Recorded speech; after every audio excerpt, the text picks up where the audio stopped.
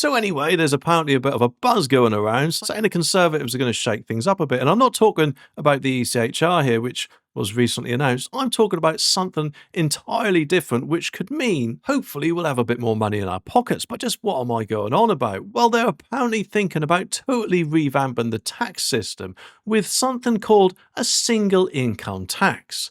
And this idea is apparently all about merging national insurance and income tax into one flat rate of 30%, which admittedly, yes, income tax at the moment is 20%. But what a lot of people do not factor into that is that if you earn over a certain amount, you obviously have to pay national insurance as well. Could that also mean the national insurance threshold would be raised to match the income tax threshold as well? And if so, that surely will help save a lot of low earners a bit of money. And apparently they're going to talk about all this at their Tory conference in Manchester. But that's not it. The best bit is, apparently by doing this, they can say bye-bye to a few other taxes. But I'll get onto them in a minute.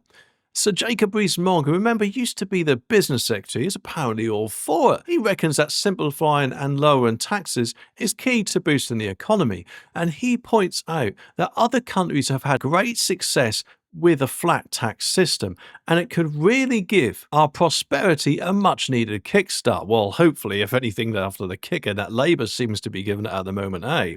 The Taxpayers Alliance, though, what do they say? They are plan that would ditch a bunch of taxes and duties, like, for instance, vehicle excise duty, good old road tax, in other words. Although you always do get some smartass in the comments saying, oh, we haven't had a road tax for 80 years, you know. But anyway, not only road tax, stamp duty, air passenger duty, and even the TV licence fee, replacing them apparently with this single flat rate on all income above a personal allowance. They say this could save the average household a cool £658. Plus, they want to raise the personal allowance so people on state pension don't have to pay tax. I personally think that is long overdue.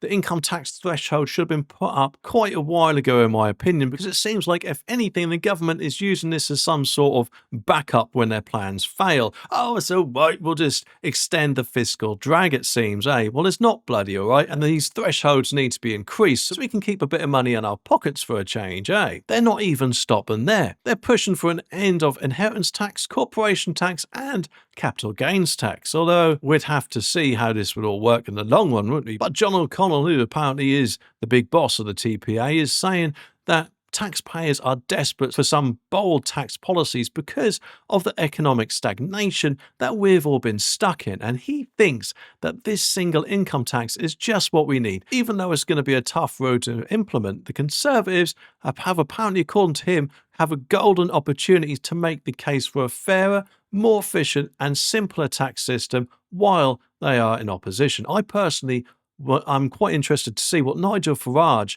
makes about this, and whether reform would be doing something similar, whether it is indeed merging the two taxes into one or abolishing a load of other taxes. But I'm guessing they've got a few years to work this out yet. But at the very least, he suggests, this John O'Connell, that if the Conservatives get back into government, they should promise to get rid of some of the most unpopular taxes like inheritance tax, stamp duty, and, of course, the TV licence fee, which is way outdated in my opinion. And apparently there's an event at the Conservative Party conference where they'll dive deeper into the single income tax, which apparently is a blueprint for the next Conservative government, hosted by, of course, the Taxpayers Alliance, which, to be honest, would be really interesting to see how this all unfolds, wouldn't it?